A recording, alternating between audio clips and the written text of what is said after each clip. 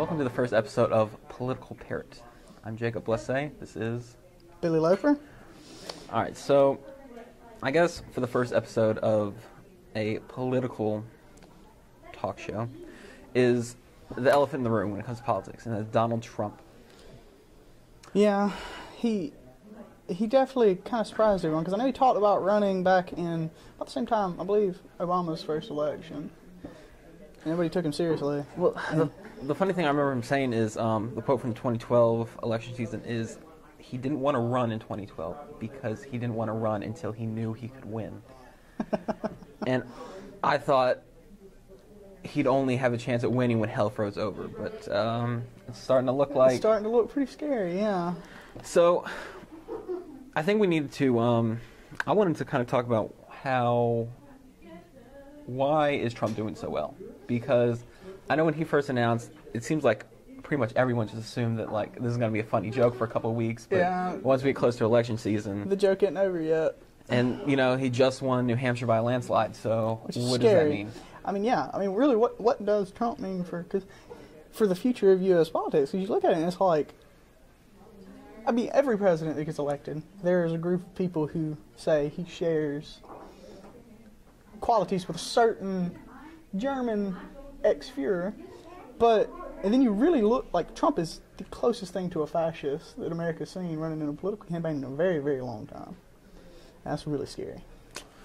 Well, yeah, and I think, you know, I've kind of boiled down the success of Trump to three main factors. The first is, I think, first and foremost, obviously this represents a rebellion of sorts in society from the PC culture in America. Yeah, and PC's really become a big thing in everything. I mean, every aspect of life, especially in the States, is don't offend anybody. Right. And, I mean, obviously, we talk about political correctness.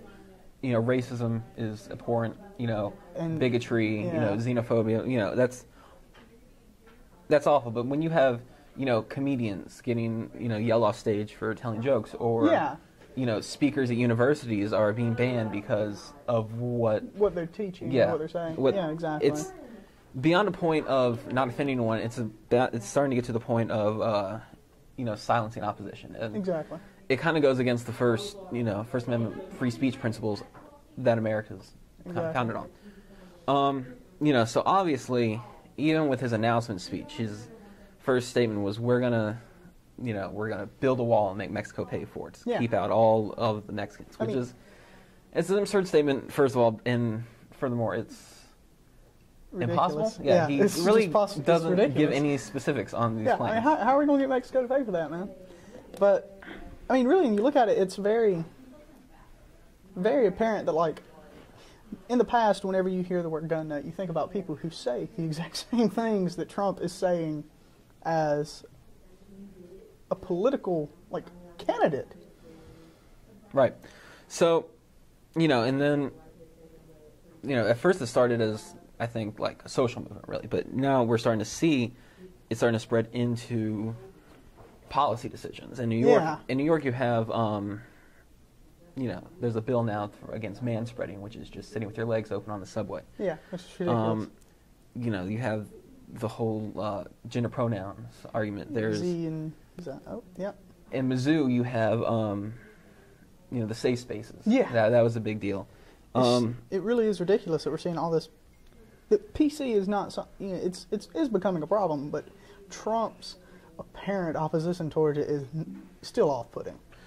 Right, and and then he has these comments against Islam or gay people, and I think that I don't agree with any of it, like not even close, but I do think that it represents a greater a majority of people who are tired of things like that, or who believe that, and it's really scary, just the backing that Trump is getting right now. Yeah. But I mean, do you think it's going to die down as we get closer and closer and closer to election time, or do you think it seems like he has a legitimate shot at winning the Republican primary. Well, that's what I think, people are finally started talking. Now it's no longer jokes, and people are starting thinking like he has a legitimate shot at becoming the nominee, and after that president. So I think going to be interesting to watch. For the Scary. very least, yeah. Secondly, I think Trump also represents a protest of the establishment politics that have sort of taken over since, I guess, the Bush administration. Definitely. Yeah. You see, and you're seeing this on the same thing on the with the left with Bernie Sanders. Yeah. Now, I think going into this election, even just like a month ago, pretty much everyone just expected Hillary Clinton to just get crowned the nominee and then go on and become president. Exactly. She was a Democrat. She was, a woman. So I'm sure that would get her some votes. And at one point, everyone was saying, I don't know if, they weren't really certain if Hillary was going to be a good candidate or not.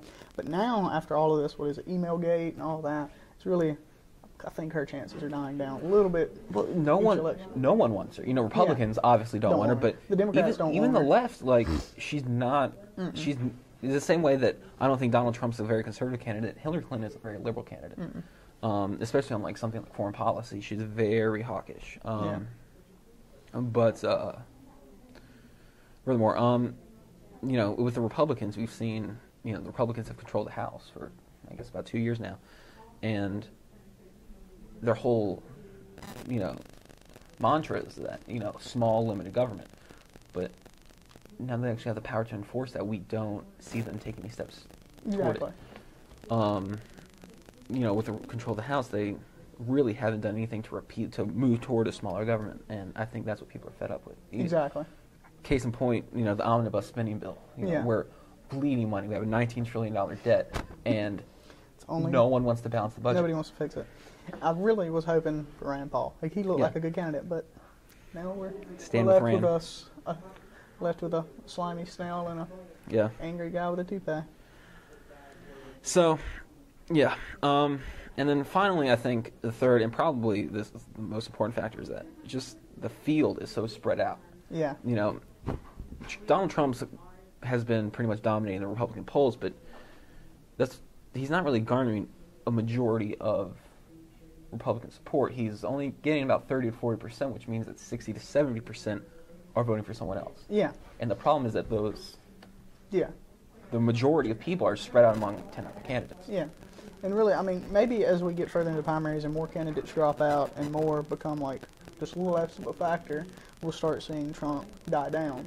But people are really going to have to start paying attention, and because I don't know if you want to call them the silent majority, but the people that are voting for Trump, it's just absolutely, you just can't comprehend them a lot of times. They'll give you reasons, and it's just but that doesn't make any sense. Mm-hmm. Yeah. So, we think it's something we really got to start watching out for is Trump's, I guess, the rise of Donald Trump. Yeah. And it's just, I don't know, I think it's interesting. And then as, we just, of course, yesterday we had the New Hampshire primaries, which Donald Trump won by a pretty hefty majority. The next, I think it was 30 or 40%. That's of the vote. A lot, considering he was way behind. Even a little bit behind Cruz last time. Right, even in the Iowa caucuses, he lost second place, but it was a close. A close. Which the Iowa caucuses are always a little different than everything else. Yeah. So I think going into this, going under the assumption that Donald Trump's going to win the nomination, because he definitely has a fair shot. I don't think if Donald Trump does become the Republican nominee, the Republicans are going to lose the general election. Yep. And that's just, again, like I said, Donald Trump is garnering a support from the far right base. Yeah.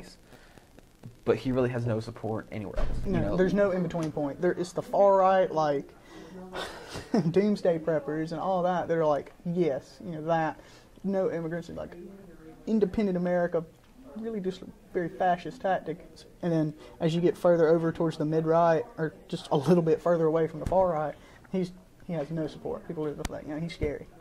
He's ridiculous. And then, as, let's just assume that this election comes down to Donald Trump and Bernie Sanders, I think Donald Trump has just alienated so much of anyone who's not far right, that if it does come down to these two, and this is the flaw of the two-party system probably, but I think liberals are always going to vote for the liberal candidate. Yeah. Conservatives are always going to vote for the conservative instead candidate. of who they think is the best. Yeah, But exactly. I think moderates are definitely more likely to vote Bernie Sanders than they are Donald Trump. Yeah, which is it's going to be interesting the further we get into it. And so yeah, but that being said, every other prediction I've had about Trump this season has been wrong. So Guess we'll find out. I guess we'll find out. This has been Political Parrot with Billy Loper and Jacob Blesse, and join us next week to hear more about Bernie Sanders.